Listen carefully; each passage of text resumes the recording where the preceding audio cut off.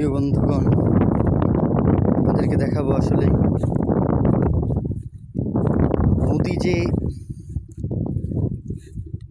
ভূমি গ্রাস করছে, অর্থাৎ আবাদি জমিগুলো যে ভেঙে যাচ্ছে তার একটি চিত্র। অসংখ্য জমি নদীগর্ভে বিলীন হয়ে গেছে। মানুষের মাথা গোঁজার ঠাঁইটুকু যেন থাকে না। আবাদি জমি তো চলেই যায়। আসলে ভাঙতে ভাঙতে এক পাশে গড়ে আর এক পাশে ভাঙে। নদীর ধর্মই আসলে এটা। আসলে ভাঙতে ভাঙতে দেখেন কীভাবে ভেঙে যায়। আপনাদেরকে দেখাবো এই যে সামান্য সামান্য কিছু গর্ত, এই গর্তগুলো একটা সময় এই ভূমিটাকে গ্রাস করে নদী তার ভিতরে নিয়ে নেবে।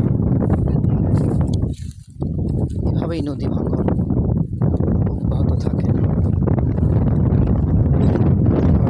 কৃষকের স্বপ্ন না, সেই জন্য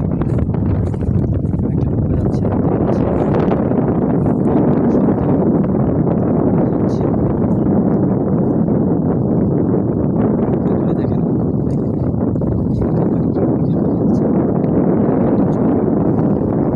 উত্তর দিক থেকে বাতাস এসে মিলছে দক্ষিণের সাথে, দক্ষিণ দিকে বাতাস এসে মিলছে উত্তরের সাথে, যেন তাদের এক মিলন মেলা। দেখেন নদী গর্ভে বিলীন হয়ে যাচ্ছে এই সমস্ত জমিগুলো। আসলে কিছু করার নেই, উপায় আমরা কিছুই করতে পারি না, কারণ এটা একটা প্রকৃতির নিয়ম।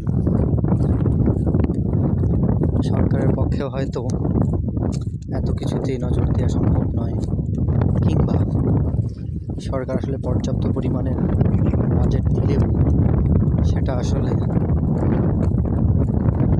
বিভিন্ন মহলের কাছ থেকে ঘুরতে ঘুরতে এত দূর পর্যন্ত পৌঁছায় না। দেখেন কতখানি ডুবে গেছে। আসলে এভাবেই নদী ভূমিগুলোকে গ্রাস করে নিচ্ছে।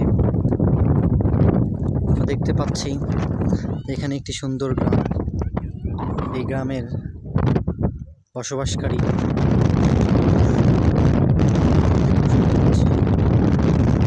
পশুগুলোকে গোসল করাচ্ছে। ওরা গরু বা অন্যান্য পশু। এই জমিগুলোতে আসলে চাষ করার উপযোগী জমি, হয়তোবা আমরা এমন একটা সময় এসেছি যে সময় চাষ হচ্ছে না, যার কারণে হয়তো এই জমিগুলোতে কোনো ফসল এখনও দেখতে পাচ্ছি না আমরা। তবে আমার যতটুকু ধারণা মনে হয় এগুলোতে আসলেই আবাদ করা যায় এবং ফসল উৎপাদন সম্ভব। দেখুন কীভাবে বাচ্চারা তাদের জীবনের শ্রেষ্ঠ সময়গুলো কাটাচ্ছে, এখানে মানুষরা গোসল করছে।